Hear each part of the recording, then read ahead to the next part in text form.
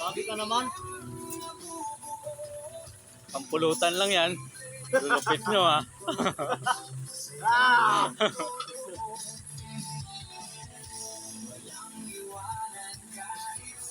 Pupunta rin yan doon sa harapan, no? Oo.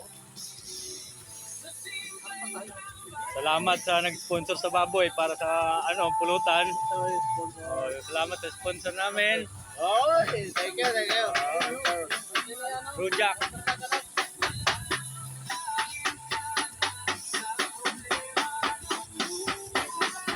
Ha? Ay, gato mo pali ko ilog mo muna siya.